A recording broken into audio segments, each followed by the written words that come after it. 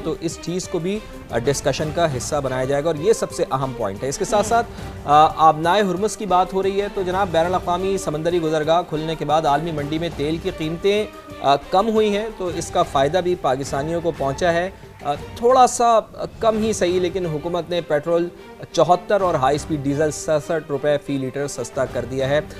आवाम का ये कहना है कि जब कीमतें बढ़ाई जाती हैं, और हमने ये देखा था कि बहुत ज़्यादा इसमें इजाफा किया, वज़ीर आज़म कहते रहे कि दिल पर पत्थर रख कर मैंने कीमतें बढ़ाई हैं, लेकिन अब जबकि रिलीफ देने का वक्त आया है, एक बड़ा रिलीफ है, लेकिन आवाम का यही कहना है कि 100 रुपये तक अगर रिलीफ दिया जाता तो ज़्यादा बेहतर होता। पेट्रोल की नई कीमत 373 से कम होकर अब 299 रुपये हो गई है और डीजल के नए दाम भी 311 रुपये फ़ी लीटर मुकर्रर कर दिए गए हैं और नई कीमतों का इतलाक़ रात 12 बजे से हो चुका है, यानी रिलीफ आवाम को मिल चुका है। ऐसा ही है। जबकि दूसरी जानिब इंटरनेशनल ऑयल मार्केट से भी अपडेट करते चले, जहां अमरीकी खाम तेल मामूली इजाफे के बाद $76 फी बैरल पर ट्रेड कर रहा है, जबकि बरतानवी ब्रेंट क्रूड $80.57 फी बैरल पर आ गया है।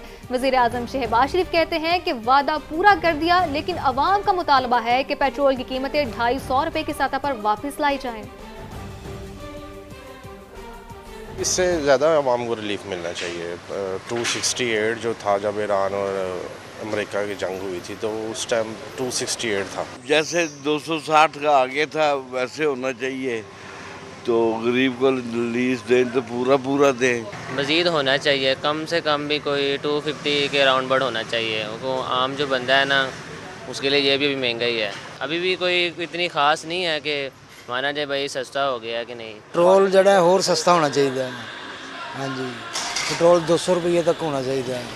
तो जनाब दूसरी जानिब हुकूमत ने किफ़ायत शारी इक़दाम ख़त्म करने का फैसला कर लिया है। कारोबारी औकातकार बरकरार रहेंगे। काबीना डिवीजन ने फ्यूल कन्वर्टर और इजाफी किफ़ायत शारी इक़दाम फौरी ख़त्म करने की मंजूरी भी दे दी है, जबकि 9 मार्च 2026 से नाफिज इजाफी पाबंदियाँ वापस ले ली जाएंगी।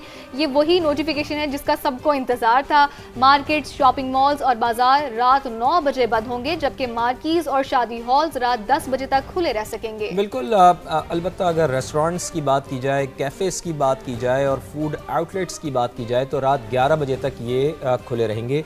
टेक अवे और होम डिलीवरी सर्विसेज बंदिश के औकात से मुस्तस्ना होंगे, किसी भी वक्त आप टेक अवे करवा सकते हैं।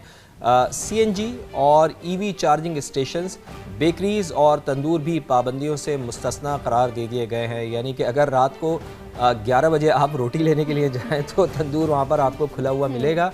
बेकरीज से भी अगर आप ब्रेड, मक्खन या अंडे वगैरह लेने जाएं या दूध लेने जाएं तो वो भी आपको कम से कम मिल जाएगा। तो ये इक़दामात हुकूमत की अब किए गए हैं, इसमें थोड़ी सी नरमी दी गई है। और एक और